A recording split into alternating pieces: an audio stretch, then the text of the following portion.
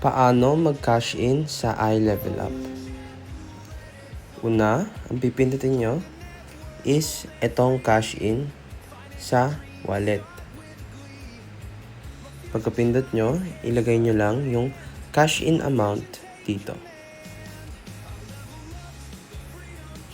Pindutin nyo submit.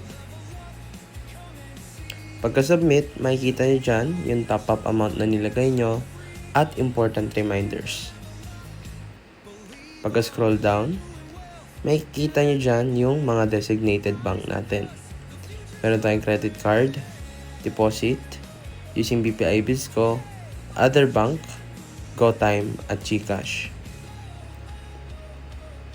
Para sa video na to, ang gagamitin ko ay GCash. Makikita na dito, GCash numbers. Copy nyo lang yung isa sa number dyan. Kahit ano naman, i-copy nyo lang. Tapos, pumunta kayo ng GCash. Pag nasa GCash na kayo, pindutin nyo lang yung send, express send, tapos ilagay nyo yung number dito. Pagkalagay nyo ng number dito, ilagay nyo na yung top-up amount na gusto nyo, na nilagay nyo.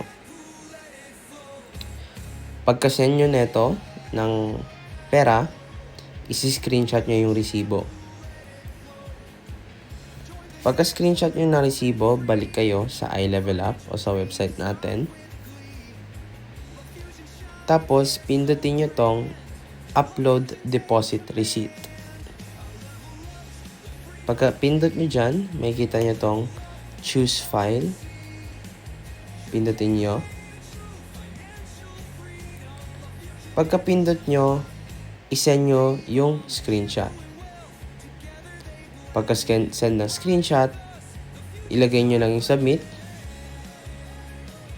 At tapos na. Makikita nyo dito na 1 to 24 hours waiting time for verification.